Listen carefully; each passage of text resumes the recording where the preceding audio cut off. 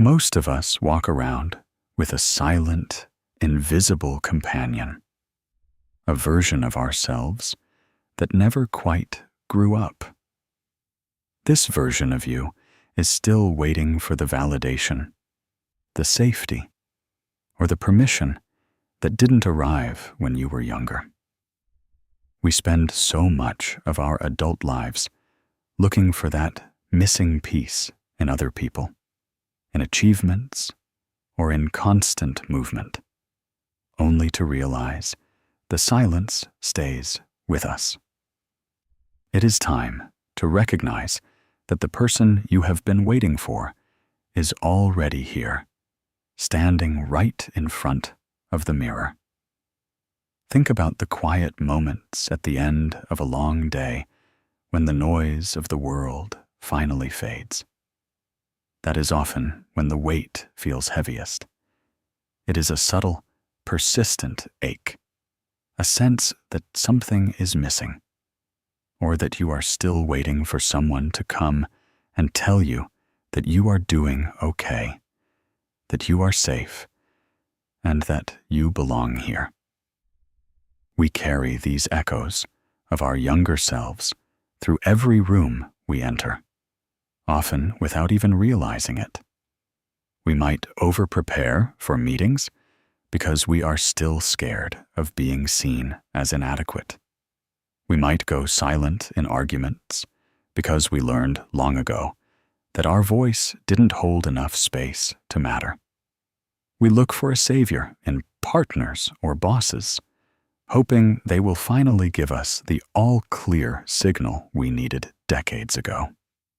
But there is a profound, albeit difficult, truth in realizing that the person you have been searching for has been trapped in the hallways of your own history, waiting for you to turn the light on. Carrying this weight is exhausting because it requires a constant, subconscious effort to keep those old feelings at bay. We keep busy so we don't have to listen to the doubt. We keep moving so we don't have to feel the loneliness. But the weight doesn't disappear just because we walk faster. It simply becomes a part of our posture, a permanent tension in our shoulders, a guarded look in our eyes. You might find yourself reliving situations where you feel small again. A critique from a peer that feels like a judgment from a parent, or a moment of uncertainty that triggers a feeling of abandonment. These are not just bad days. They are echoes. They are moments where the present and the past collide, and you are being asked to choose which version of you gets to take the lead.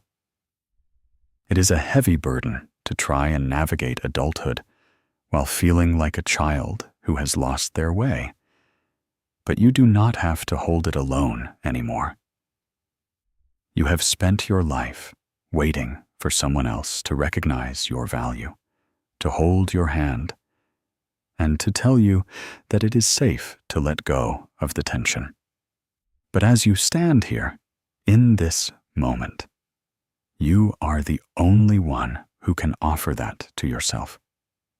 The weight you carry is made up of stories you didn't write, expectations you didn't choose, and fears that belonged to a much younger person. You have been carrying this baggage for a long time, assuming it was just who you were. But it is not you. It is merely a collection of experiences that stayed too long. You are the architect of your own relief.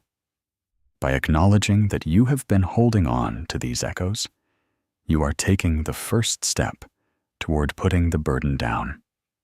You are finally giving yourself permission to stop searching for external answers and to start looking inward, where the strength you have been using to survive is the exact same strength you will use to heal.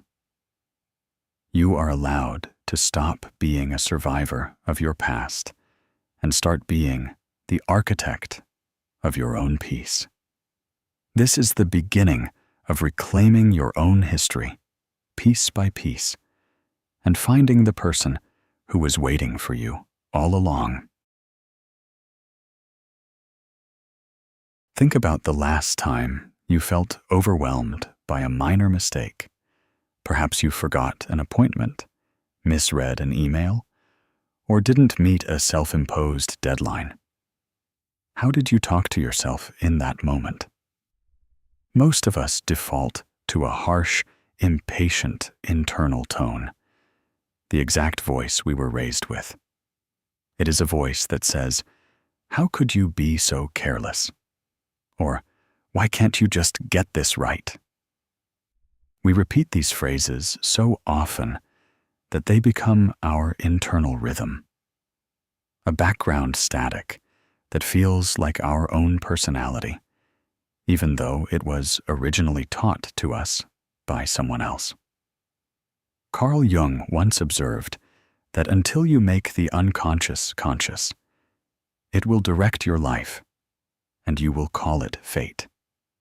It is a powerful realization that the way we treat ourselves is often just an inherited habit, a script we learned early on and kept playing. But we have the power to stop the reel and edit the performance. We see ourselves in the mirror of habit every single day, looking for flaws, tallying up our failures, and waiting for the other shoe to drop. We are so used to this critical reflection that we stop questioning if it is actually true. We take our own self-criticism as gospel, assuming it is just who we are, when in reality, it is just a pattern that has worn a deep groove into the way we interact with the world.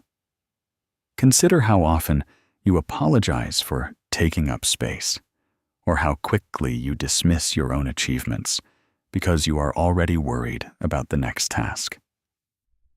This is the mirror reflecting old, dusty images of a past where you felt you had to be perfect to be worthy. You are looking at a version of yourself that is still trying to please an audience that isn't even in the room anymore. The mirror of habit is a trap because it forces you to look backward when you are trying to move forward. It shows you who you were trained to be, not who you actually are. When you start to notice these moments, when you catch yourself mid-thought, being unfairly cruel to yourself over something small, that is the moment of waking up. It is the moment you begin to make the unconscious conscious. Instead of accepting that inner judgment as fate, you can choose to look at that reflection with curiosity instead of condemnation.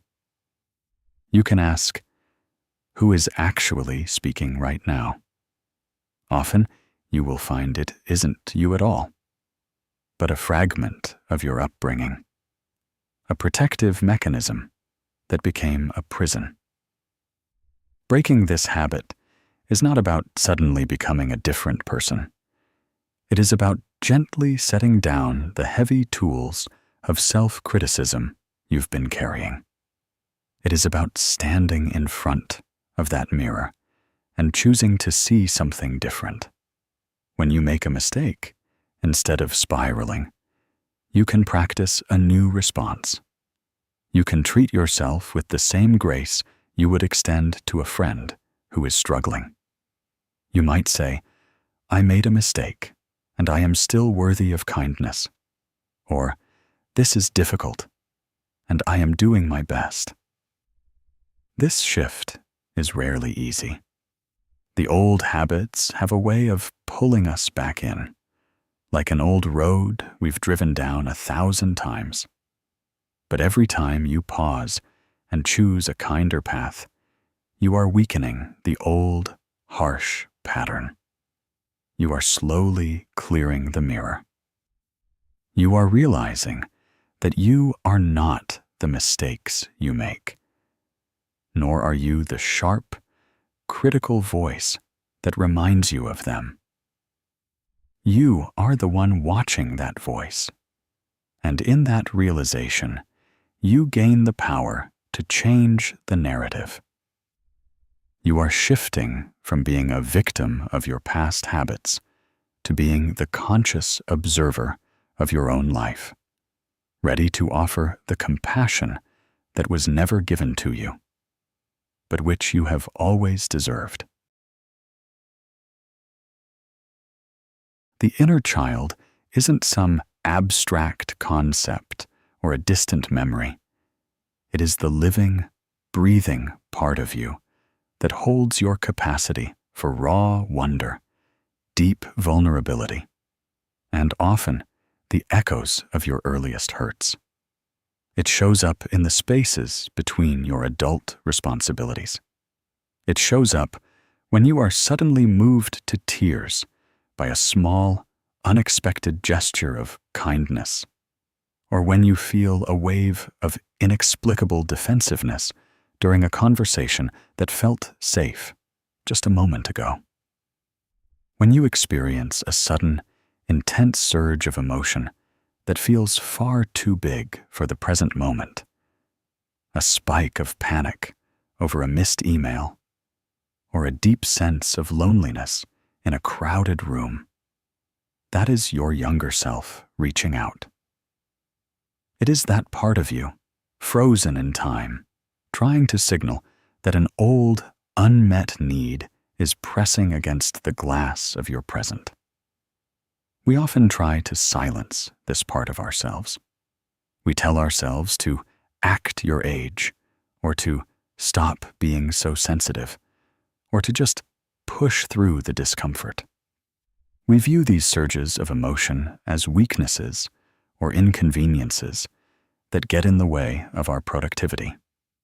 But dismissing them is essentially telling that part of you that its experience doesn't matter, which is exactly the same abandonment it felt years ago. Instead of pushing it away, try to look at it as you would look at a child who has become overwhelmed. You wouldn't tell a child to ignore their feelings. You would lean in, get on their level, and ask what is happening. When you feel that familiar ache or that sudden prickle of anxiety, pause for a moment before you judge it. Ask yourself, how old does this feeling make me feel? You might be surprised to find that the intensity of your reaction belongs to a version of you that was much younger, a version that didn't have the tools to handle the situation at the time. By identifying this, you create a necessary distance between who you were and who you are now. You aren't just an adult reacting to a situation. You are an adult holding space for a child who never learned how to navigate this particular storm. This recognition is the beginning of safety. It allows you to say to yourself, I see why this feels so scary, because I remember when I was small and didn't have anyone to help me through this. That simple act of acknowledgement is incredibly powerful. It shifts you from a place of shame, where you feel wrong for reacting, into a place of compassion. You are finally providing the validation that was missing. You are acknowledging that the fear is real, even if the present danger is not. Think of those times you felt you had to shrink yourself to fit in, or the times you hid your excitement because you were afraid of being teased. Those moments left an imprint. When you notice yourself holding back, or feeling that familiar knot in your chest, that is your inner child checking the environment for danger. When you recognize this, you can offer reassurance. You can tell that part of you We are different now. We have options now. We are safe enough to be seen, to be heard, and to be messy.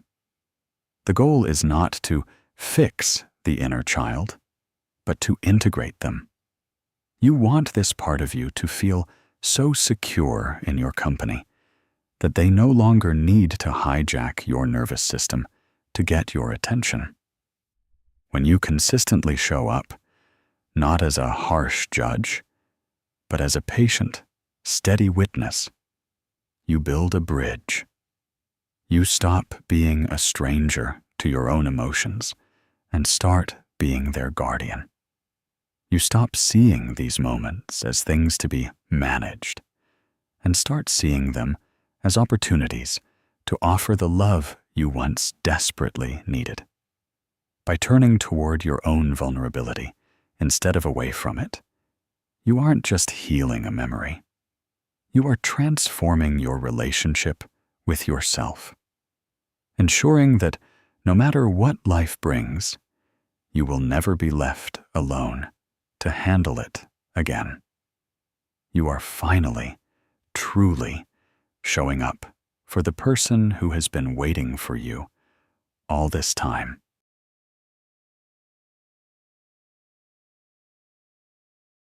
Self-reparenting is often misunderstood as a complex therapeutic exercise, but at its heart, it is simply the intentional act of becoming the adult you needed when you were younger.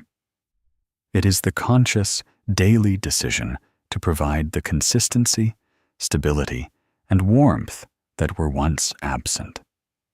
Many of us grew up in environments where emotional needs were ignored or met with unpredictable reactions, leaving us with an internal landscape that feels chaotic and unsafe. Because we didn't have a reliable model to show us how to navigate big feelings, we learned to suppress them or handle them alone. Now, as adults, we find ourselves repeating that same pattern of abandonment.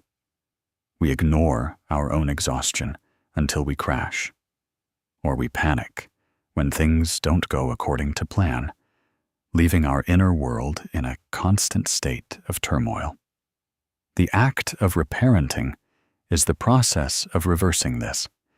It is about stopping the cycle where you treat yourself like an inconvenience.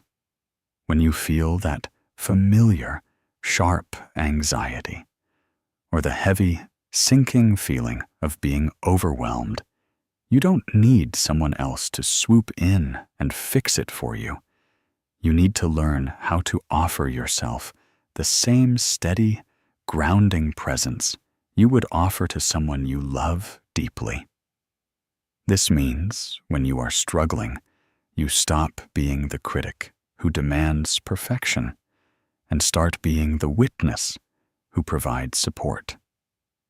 You learn to say, "I see that you're hurting, and I'm going to stay right here with you until this passes." It begins in the small, mundane moments. It is how you talk to yourself when you wake up in the morning, how you handle a mistake at work, and how you choose to spend your quiet hours. If you grew up feeling that you had to earn your worth through productivity, self-reparenting is the act of giving yourself permission to rest without a justification. If you were taught that your emotions were too much, self-reparenting is the act of sitting with your tears and validating them, telling yourself, "It is okay to feel this, and you are allowed to take up space with your sadness." You are learning to create an internal sanctuary, a place where you are not judged for your humanity, but instead embraced for it. This is not a one-time decision. It is a muscle that must be built. You build it by keeping the promises you make to yourself, however small they may be. If you say you are going to take a break, take it. If you say you are going to set a boundary with someone who drains your energy, follow through. When you act in ways that are consistent and kind, you send a powerful signal to your inner child. I am here. I am capable. I will not leave you to face this alone. Every time you choose to soothe your own nervous system instead of spiraling into shame, you are literally rewiring your brain to believe in your own safety. You are effectively becoming your own primary caregiver. This doesn't mean you stop needing friends or connection, but it means you stop entering those relationships from a place of needing to be rescued. You enter them from a place of wholeness, because you have already provided the foundation for yourself. You know that no matter how hard life gets, you have a home within yourself that is always open. You are no longer waiting for the external world to grant you permission to be okay. You are taking the authority of your own life back into your own hands, providing the guidance, the patience, and the unconditional acceptance that you have been searching for all your life. This is the quiet, profound work of building a life where you are finally, truly on your own side.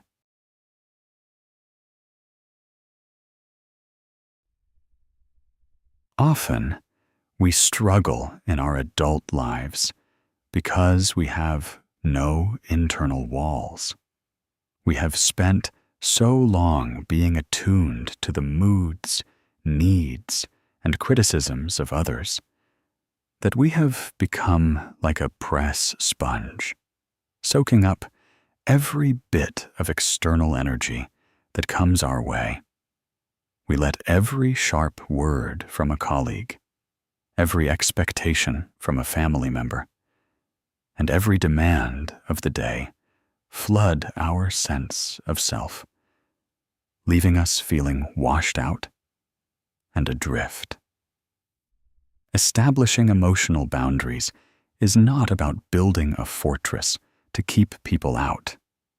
It is about building a garden wall that protects the delicate, growing things inside you. It is the conscious decision to decide what gets to stay in your inner space and what needs to be kept at a safe distance. When you don't have these boundaries, you are essentially letting the outside world define your value. If someone is upset with you, you feel like you are inherently bad. If someone is demanding, you feel that you have no choice but to comply, even at the expense of your own peace. You are constantly reacting to the environment around you, rather than acting from a place of internal security. Learning to parent yourself means recognizing that you have the right and the responsibility to protect your energy. You can love people, you can care about their struggles, and you can still choose not to let their chaos become your own.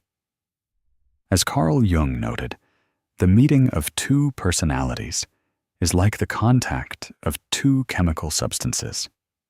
If there is any reaction, both are transformed. This is why boundaries are so vital. You are acknowledging that you want to be the one who manages your own transformation. You are refusing to let the unpredictable reactions of others dictate the quality of your inner life. Establishing a boundary might look like stepping away from a conversation that feels degrading, or it might look like saying no to a request that leaves you feeling depleted. At first, this will feel incredibly uncomfortable. It might feel like you are being selfish, or it might trigger an old, deep-seated fear that you will be rejected if you stop being the easy one or the helper. But these fears are just ghosts from your past. They belong to a version of you who needed to keep others happy, just to feel safe. Now, you are realizing that true safety comes from knowing you will support yourself even when someone else is disappointed by your boundary. When you set a limit, you are sending a clear, resonant message to your younger self. I am protecting us now. You are no longer allowing the criticism of others to dismantle your sense of self-worth. You are creating a clear distinction between what belongs to you and what belongs to someone else. Setting boundaries is the act of reclaiming your autonomy. It is realizing that your time, your emotional capacity, and your peace are your own to steward. When you start to enforce these boundaries, you will notice something beautiful. The people who truly respect you will stay, and the environments that were harming you will lose their power over you. You are no longer a victim of the external noise. You are the architect of your own internal landscape, deciding what creates beauty and what causes harm.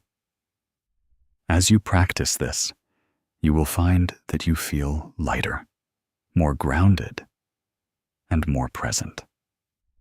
You are finally, after all these years, creating a life where your primary concern is your own well-being. And in doing so, you are finally free to show up as your truest, most authentic self. How often do you find yourself narrating your own pain away? When you are struggling, it is so easy to fall into the habit of minimizing what you are feeling before the words have even left your lips. You might catch yourself saying, "It really wasn't that bad," or "Other people have had it much harder than me," or "I really should be over this by now." We have been conditioned to believe that our suffering is only real if it meets a certain threshold of severity, or if it is acknowledged by someone else. But validation is the bedrock of healing, and it is a gift that you are finally allowed to give to yourself. It is not about comparing your story to someone else's. It is about honoring the truth of what you lived through and how it shaped the person you are today. When you minimize your own experience, you are essentially continuing the process of gaslighting that may have started when you were a child.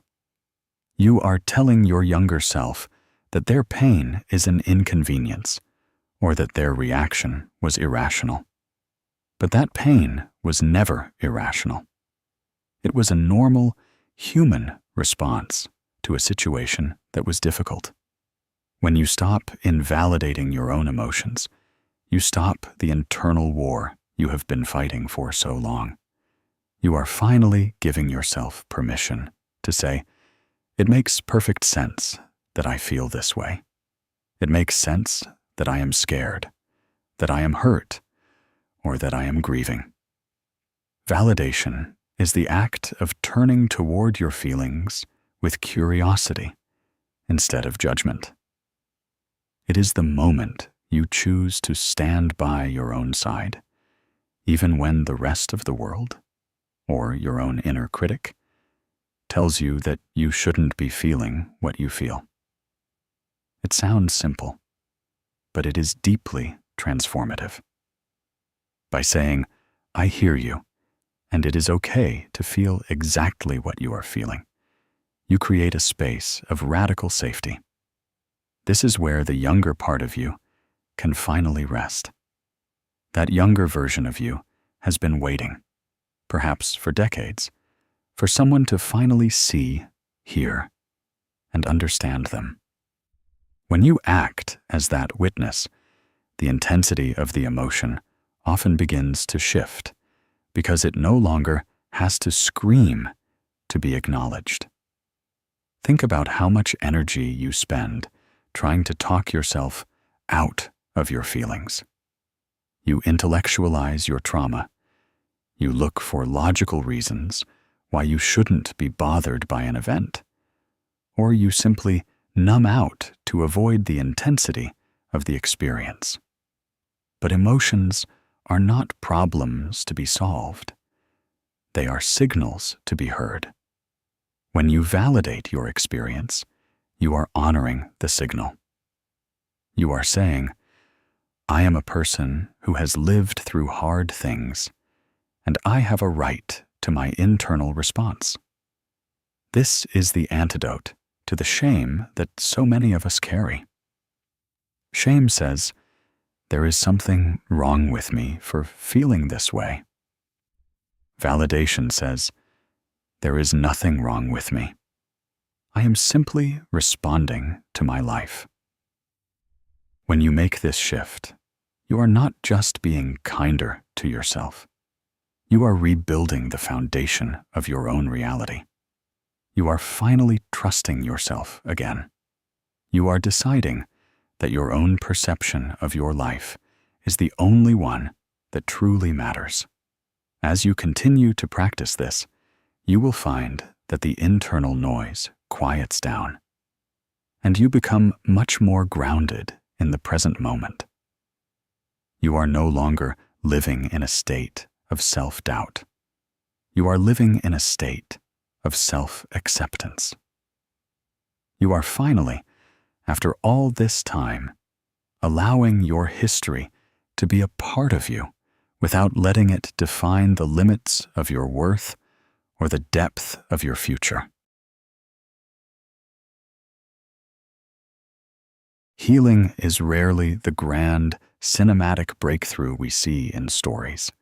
It is usually found in the quiet, mundane labor of 1,000 small, daily choices.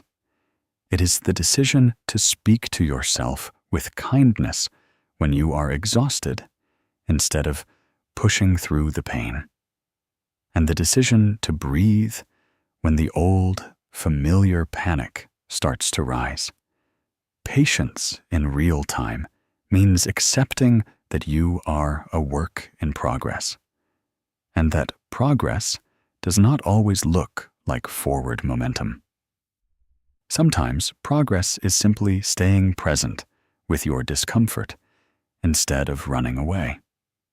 Like a garden that needs consistent, gentle tending rather than one massive, overwhelming storm to flourish, your inner world requires steady, daily attention.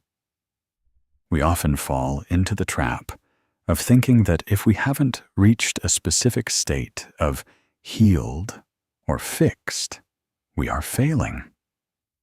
We look at our internal landscape and see the weeds, the lingering anxieties, the old habits of self-doubt, and we feel a surge of impatience. We want to rip them out overnight. But you cannot rush the slow, organic process of rebuilding trust with yourself. When you miss a mark, or feel the familiar sting of self-criticism rising, pause. Do not rush to fix it. And certainly, do not rush to punish yourself. Take a breath and choose a gentler response. Acknowledge that the pattern you are trying to break took years to form, and it is going to take time, grace, and many gentle repetitions to unravel. Patience is the act of slowing down your internal clock to match the rhythm of your nervous system. When you feel that familiar itch to be further along, or better than this, that is the ego trying to force a result. True patience is the ability to stand in the middle of a difficult emotion without demanding it go away. It is saying, I am allowed to feel this struggle, and I am allowed to take my time working through it. It is about recognizing that your worth is not tied to how quickly you can move past your history. You are not a project to be finished. You are a person to be cared for. Consider the moments in your day where you feel the most friction. The commute, the difficult conversation, the deadline. These are your practice grounds. Instead of snapping at yourself when you feel overwhelmed, try to treat that moment as a lesson in self-compassion. If you stumble and fall back into an old pattern, don't view it as a disaster. View it as information. It is simply a sign that the old groove is still deep, and that you need to be a little more patient with the path you are currently paving. You are essentially learning a new language, the language of self-love, and it takes time to become fluent. This is why daily practice is so essential. By choosing kindness in the small, seemingly insignificant moments, you are laying down bricks for a foundation that will eventually hold you through the biggest challenges. If you find yourself spiraling, remind yourself that it is okay to be exactly where you are. You do not have to be perfect to be worthy of your own care. You just have to be willing to keep showing up, day after day, with a soft heart and an open hand. Every time you pause to offer yourself patience instead of pressure, you are effectively telling your inner child that there is no hurry, that you are not going anywhere, and that you have all the time in the world to get this right. This is the quiet, persistent, and deeply beautiful act of becoming your own steady ground. Security is not about having a perfectly organized life or a world free of external stress. It is about knowing that no matter what happens, you will not abandon yourself. For so many of us, our childhood sense of security was conditional. It depended on someone else's mood, their approval, or the stability of our environment. Because we couldn't rely on that external foundation, we learned to brace for impact, living in a state of constant, low-level vigilance.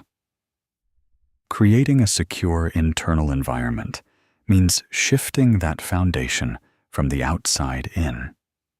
It means becoming the reliable, consistent, and predictable presence that you once needed, so that when life becomes chaotic, you don't become your own secondary source of distress. When you face a challenge at work, a conflict with a friend, or a sudden change in plans, notice where your mind goes first. Does it immediately go to self-blame? Does it immediately start looking for someone to blame for the situation? A secure internal environment is one where your first instinct is to check in with yourself. Instead of running away, detaching, or self-destructing, you commit to staying present. You become the adult who says, "This is happening, and it is uncomfortable, but we are going to walk through this together." You don't need to have all the answers, but you do need to have the commitment that you will not leave yourself to deal with the anxiety alone. This feels like a form of homecoming. It is the act of building an internal home that remains standing, regardless of the weather outside. When you are feeling anxious, security looks like creating a physical and mental space where you can breathe.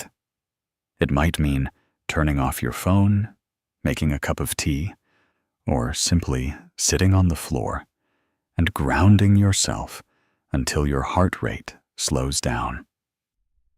It is the practice of self-soothing that tells your nervous system, "We are safe now." You are showing yourself, through action and repetition, that you are capable of handling your own reality. You are no longer waiting for a rescuer. You are the one who provides the calm, steady harbor for your own storms. Building this security also involves establishing a kind, non-negotiable loyalty to yourself.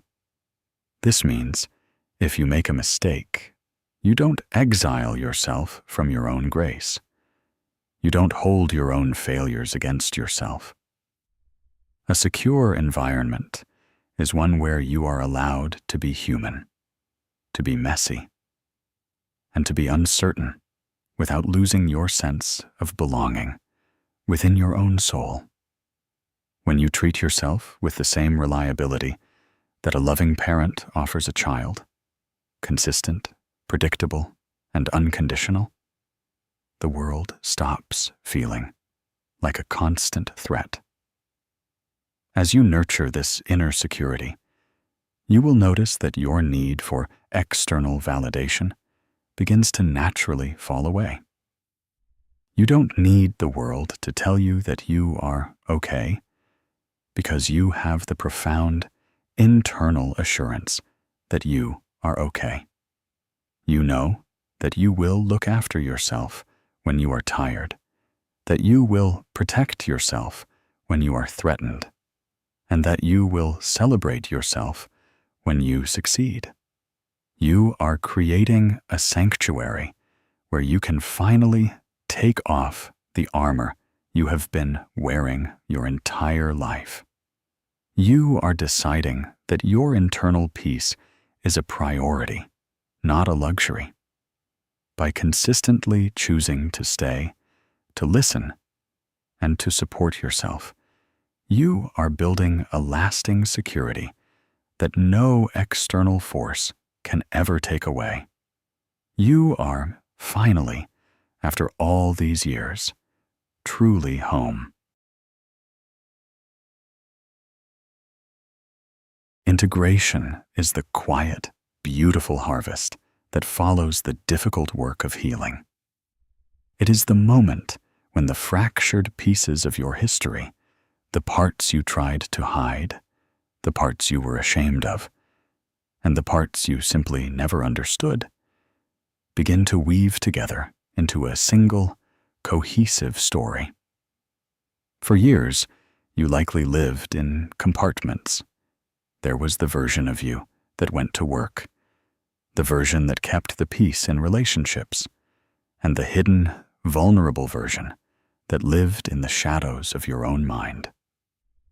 Integration is the process of breaking down those internal walls and allowing yourself to be one whole person, fully present and fully real.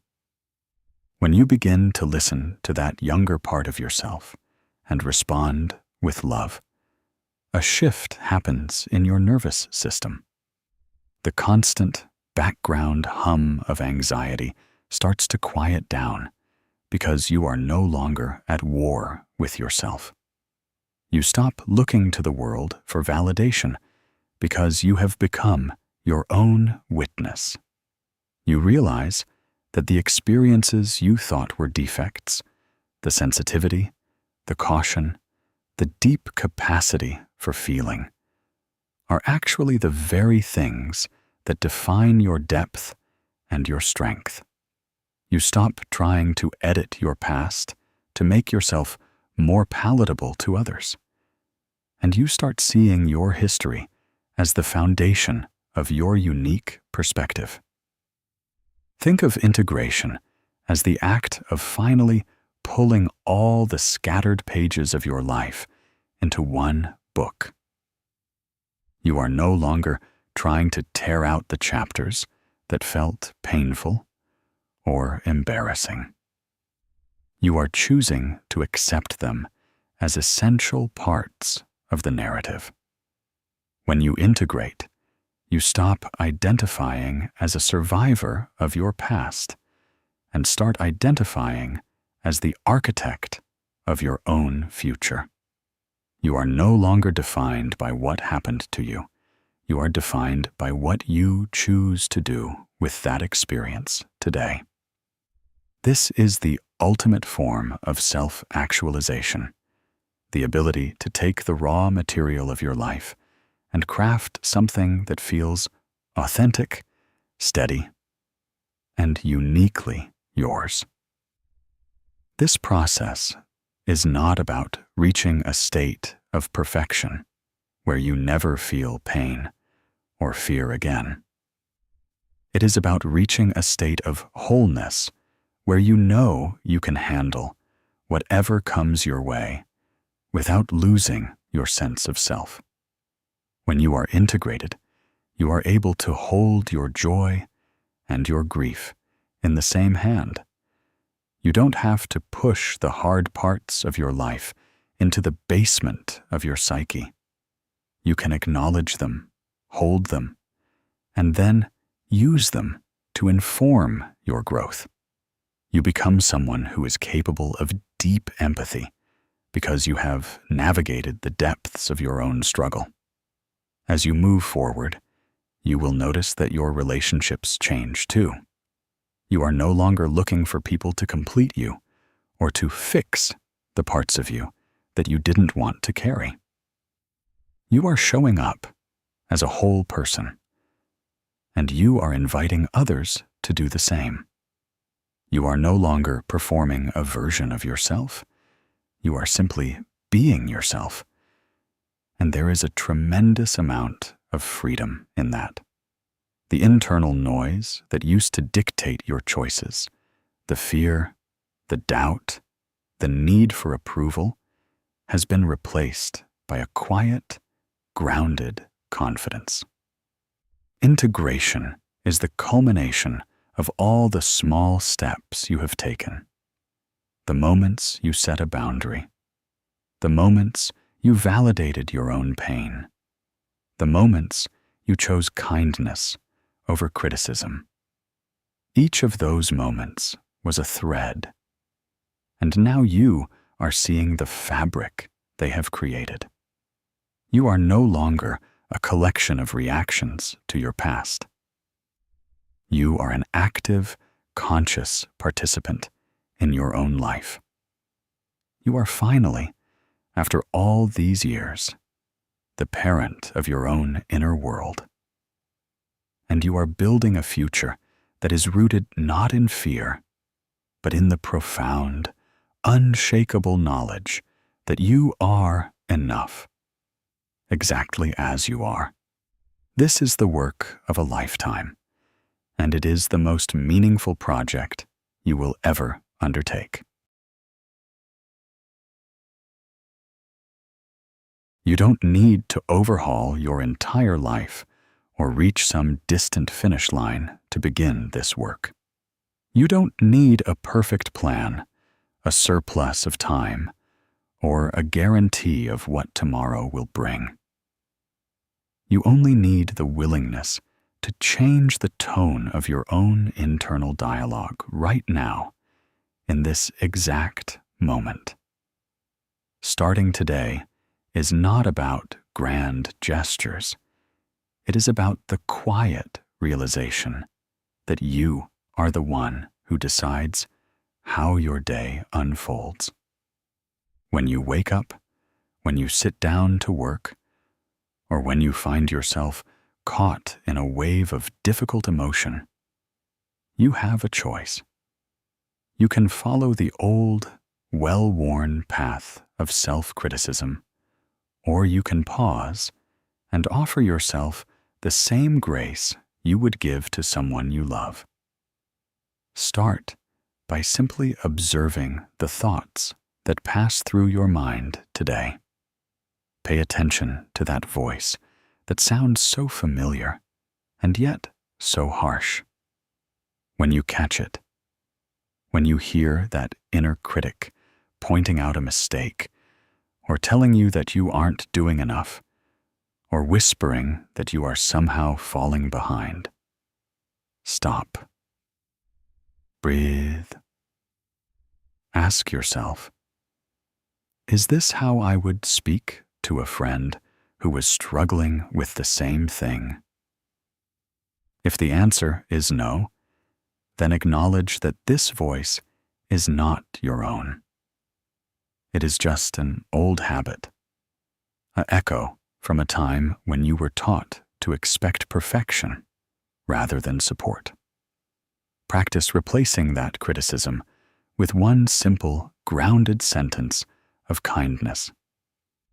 Tell yourself, I am doing my best, and that is enough. Or, it is okay to be where I am right now. It might feel strange or even a little uncomfortable to speak to yourself this way. That is perfectly normal.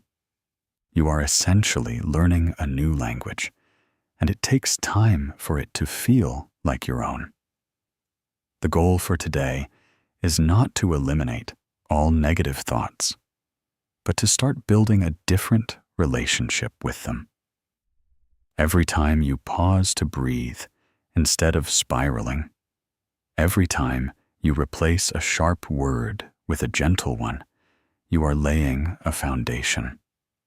You are proving to your inner child that there is a new parent in charge, one who is patient, protective, and consistently on your side. Think of one small, practical thing you can do today that feels like an act of self-care. It doesn't have to be big. It could be taking 5 minutes of silence when you're overwhelmed, setting a boundary about your time, or simply acknowledging that you are allowed to feel tired. By doing this, you are confirming to yourself that your needs matter and that you are capable of meeting them. You are taking responsibility for your own inner atmosphere. This small, daily commitment to yourself is where the real transformation happens. It is in the accumulation of these small, loving acts that a life is reshaped. As you go through your day, remember that you are your own parent now. You are the source of the safety, validation, and encouragement you have been searching for elsewhere. That is a heavy responsibility, but it is also an immense freedom. It means you are never truly at the mercy of how others treat you or how your circumstances change. You have a direct line to your own healing, and it is always available to you. Start small, stay consistent, and keep coming back to the truth that you are worthy of your own care. The work of loving yourself is the most important project you will ever undertake, and you have already taken the first, most vital step by choosing to be here, listening to your own heart, and deciding that it is finally time to come home to yourself. You have reached the end of this current reflection, but the work of reparenting is a living, breathing process that continues with every sunrise. You are no longer the person who was waiting for an external savior to validate your worth or fix your history. You are the architect, the protector, and the parent you always needed. By choosing to stay present with yourself, by validating your own truth, and by replacing the weight of the past with the steady grace of your own compassion, you have started the process of becoming whole. The echoes of yesterday will still arise, and there will be moments when you feel that familiar pull toward self-criticism or doubt. That is not a failure. It is simply a reminder to pause, breathe, and turn your attention inward.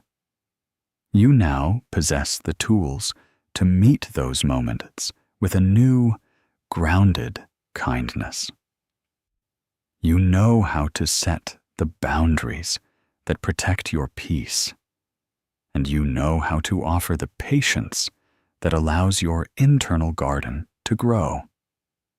You have learned that your emotions are not something to be managed or silenced, but signals to be honored and understood.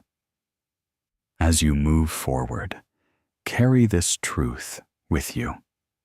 You are not what happened to you. You are what you choose to become. You have reclaimed your history, and in doing so, you have opened the door to a future that is entirely your own. Your internal home is secure. Your capacity for self-love is expanding, and you are finally ready to live from a place of authenticity and strength. This is not just a change in your behavior. It is a fundamental shift in your existence. You are no longer surviving. You are blooming. And as you walk this path, trust that you are exactly where you need to be, doing the most important work of your life, supported by the only person who will truly be there for you until the very end, yourself. If this reflection resonated with you, know that you are not alone in this journey of healing and reclaiming your inner sense of safety. I would love to hear from you. Let me know in the comments. Which part of this practice feels most important to start with today? Your voice is a vital part of this community. I share new explorations on somatic regulation and Jungian insights every day, designed specifically to help you build a more compassionate relationship with your own history. Subscribe to the channel and hit the notification bell to stay connected as we continue to build this sanctuary for the survivor. Thanks for being here.